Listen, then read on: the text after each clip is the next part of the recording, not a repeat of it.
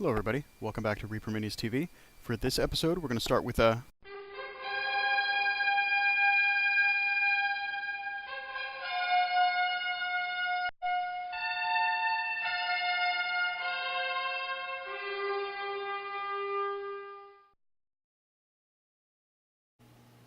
Okay everybody, here we have the 1,000-point configuration of my new Razig army, and I have gone ahead and rebased everybody that's going to get rebased, and you can see here I've got a unit of Bone Marines, or I should say a troop of Bone Marines that are led by Crow's Nest Willie, a second unit of Bone Marines, also led by Crow's Nest Willie, and he's a non-unique sergeant, so you can take multiple of him, and he's the one with the big scope on his rifle.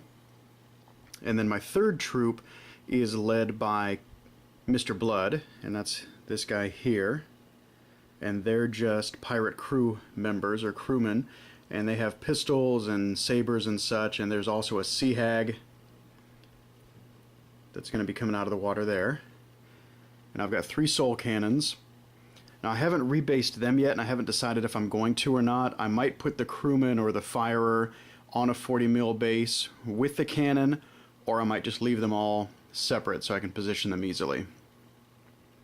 So here you can see I've cut some guys in half.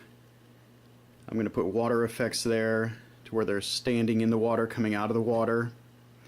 I put Mr. Blood inside this larger base so I could fill it up with some of the water effects and cover his boots a little bit so they'd still be visible in the water. Not really much cutting off to do with the Crow's Nest Willie. I wanted to leave them standing on that crate. And then you can see here on the Bone Marines various different levels of them coming out of the water, and then here's one guy who's just the head who's going to be sticking out of the water.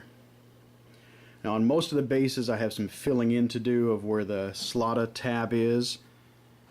I'll fill that in with putty, and then probably the next thing that'll happen with this army is they'll all get primed white and go through some basic inking before I get down to painting them. So I'll keep you up to date and talk to you soon. Now if you're interested in building a Razig army of your own, the army list does not appear in either one of the Warlord books, the base book or the Savage North. What you need to do is go to reapergames.com and you can see the whole Razig army list there. It's just there for free, but they also have an army builder tool there. So what you would do is go to reapergames.com, go to the army creator, then pick Razig, submit that, and then go and build your army. If you're interested in the specifics of the army I'm building here, I have 6 troops. Troop number 1 has Mr. Blood.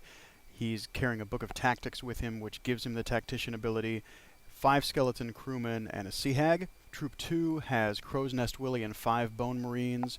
Troop 3 is the same thing, Crow's Nest Willie and 5 Bone Marines.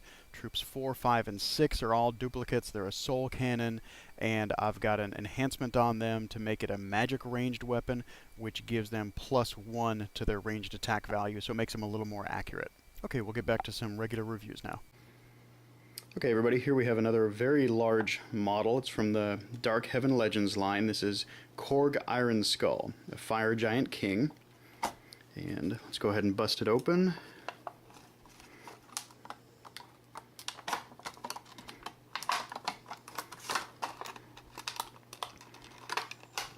Alright, good enough. Alright, so first thing that we see with most of Reaper's large models is a color card, give you some painting inspiration. And we got lots of pieces here.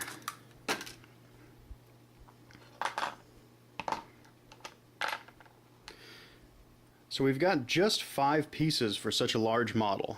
We've got the main figure itself, his cloak,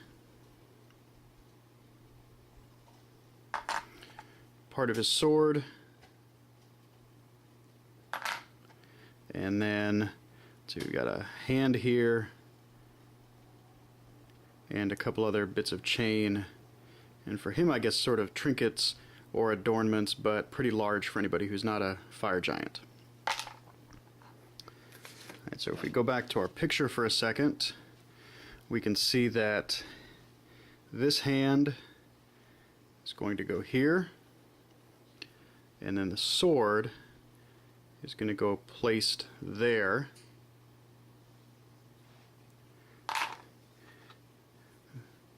These two pieces here are going to come off this sprue and go on his belt here and here. And the cape is going to cover this hollow part and fit on right there. So my initial thoughts are the cape is going to be just fine, not really leaving too much of a visible gap.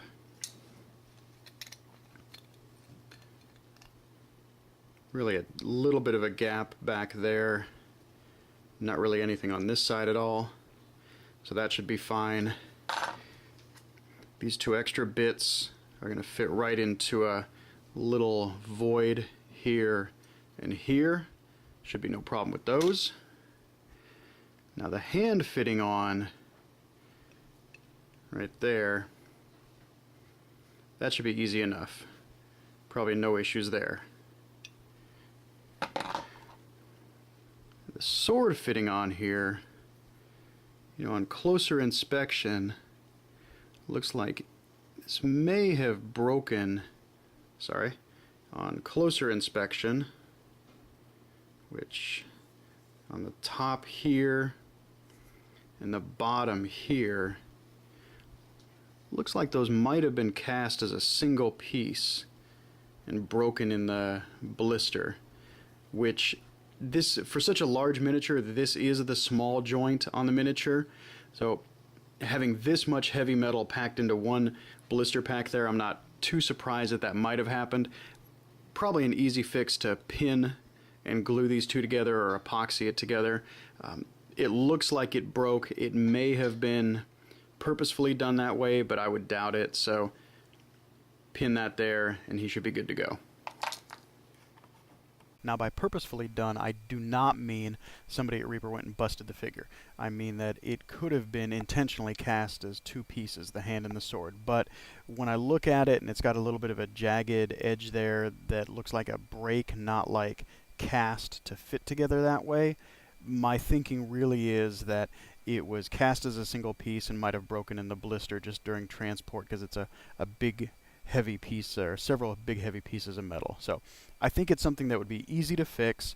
For me, using him as a fire giant is obvious, just in D&D using him as a fire giant, but I think you could also very easily drop him into a Kragmar army from the Savage North book. They're the minor kind of dwarves, as a Forge Titan. I think he'd be great as that. And if you want yet another use for him, I think if you put him into a Khorne-based army of Chaos Warriors as a Chaos Giant, I think he'd fit in pretty much perfectly and also be a very nice centerpiece to the army.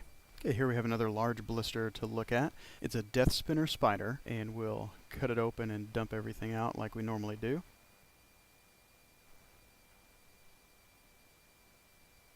Alright, and we've got about 5 or 6, well, 5 pieces that are cast on their own. You have 2 sprues of legs, and being a spider, you have 8 legs, 4 on each sprue. You'll need to do a little bit of cleaning and then cut them off the sprue. You have 2 hollow pieces that go together to form the main part of the segmented body for the spider, and these go together, leave a little bit of a seam. And then you have the bottom part of the segmented body that has where the legs connect, and also it connects up to the larger piece. Now this connection here does worry me a little bit. I think it probably needs to be pinned, or you need to use some very extra strong epoxy just to make sure that the joint is really strong and it's not going to break. But the resulting figure is a very cool looking spider. I would just take some extra care when you're assembling it. Alright everybody, thanks for watching this episode of Reaper Minis TV. See you soon.